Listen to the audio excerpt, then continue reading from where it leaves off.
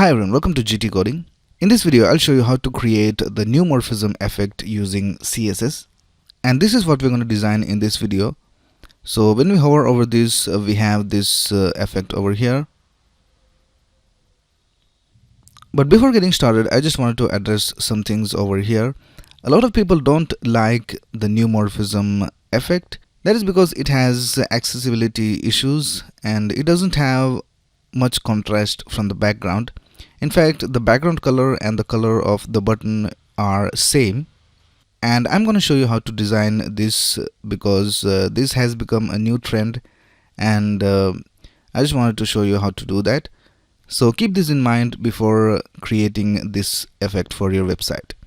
Alright, so let's get started.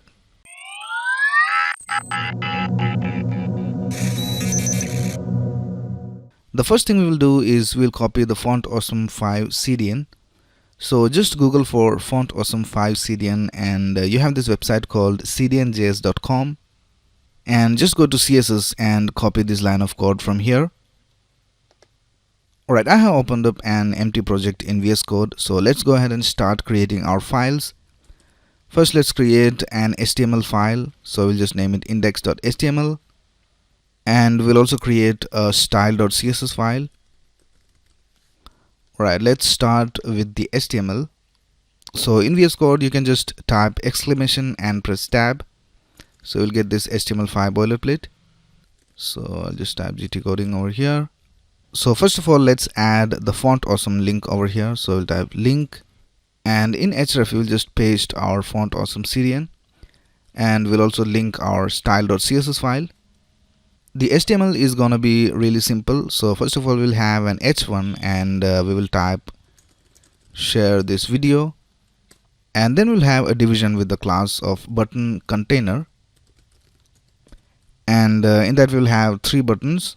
So we will have another division with the class of button, and here we will add the Instagram icon.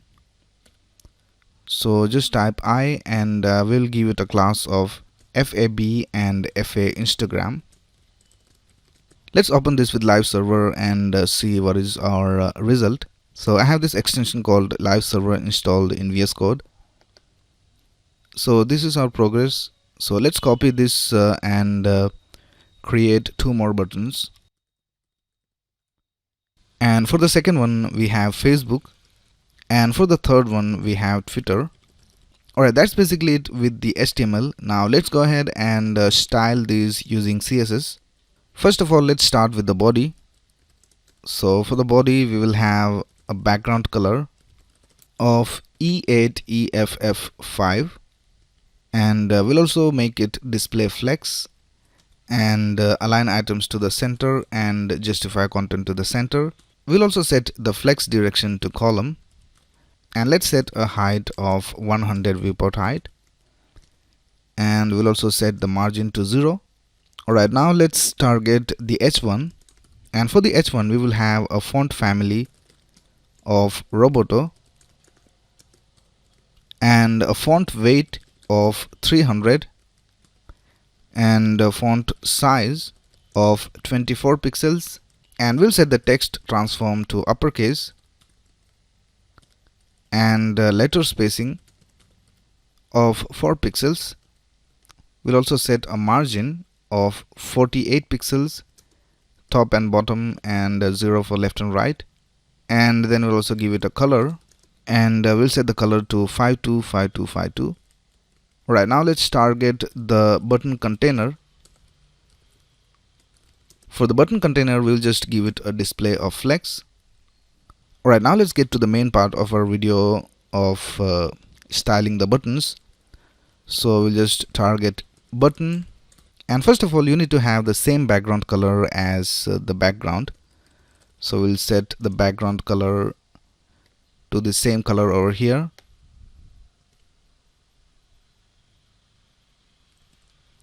Now let's give it a height and width of 80 pixels.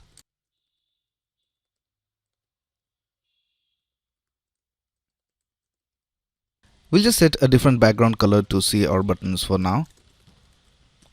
And first of all, let's give it a margin of 0 and 16 pixels. And let's also give it a border radius. We'll set a border radius of 8 pixels, and we'll set it to display flex and align items to center, and justify content to the center. And we'll also set the cursor to pointer. So we have this hand icon when we hover over this. And then we'll also set a transition of all to 400 milliseconds for smooth animation. Now let's increase the size of these icons. So we'll just type button I, and we'll set the font size to 40 pixels, and we'll set the color to 727272, and we'll also give it a transition because we'll be animating this as well.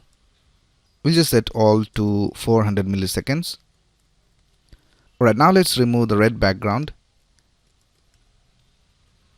Now let's add some box shadows to make it look like it is extruded from the background. So we'll be adding 4 box shadows for our buttons. So we'll just type box shadow. For the first box shadow, we will just type 7 pixels, 7 pixels, and 15 pixels. And we'll set the color to BBCFDA. So this is our first box shadow. Now we need to add one more box shadow over here on the top, where the color should be lighter than this background color. So let's add the second box shadow. So for the second box shadow, we will have values of -4 pixels, -4 pixels, 13 pixels, and the color will be white. So I have tried and tested different values over here, and I came up with these values. You can go ahead and make changes to these values and create your own styles. Now this is where a lot of people stop, but let's go a step ahead, and we'll add 2 more box shadows. So we will add an inset box shadow, and for the values we will type 4 pixels, 4 pixels, 8 pixels, and RGBA 209, 217, 230, and 0.2 for the opacity. And here we can see we have a subtle inset box shadow over here on the top. Now let's add one more box shadow. So we'll tap inset, and the values will be -8 pixels, -8 pixels, 8 pixels, RGBA, and it would be 255, 255, 255, and the transparency will be 0.2. Alright, that's it with the box shadows. Now the last thing we will do is add a subtle border. So here we will type border, and we'll set the border to 1 pixel solid, and we'll set the color to RGBA 255, 255, 255, and 0.3. Alright, that's it with the styling for our buttons. Now let's style the hover. So we'll just type btn:hover, and for the icons we will scale it down a bit. So here we will type transform, and we'll set the scale to 0.96. So now when we hover over these buttons, we can see that our icons are getting a little smaller. Alright, now let's set the hover for the button.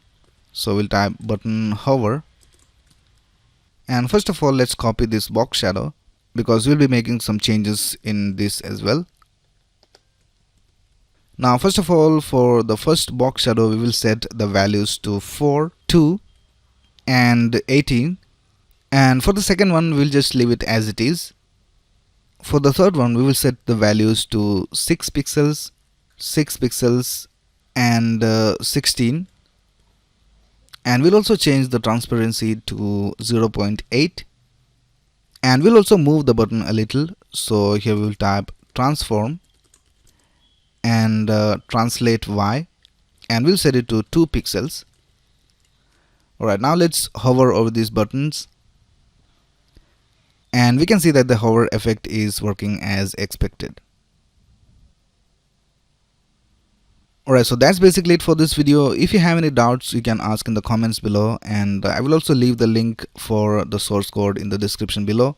And if you like this video, please click on the like button and subscribe to this channel to get the latest video updates. Thanks a lot for watching. Have a nice day.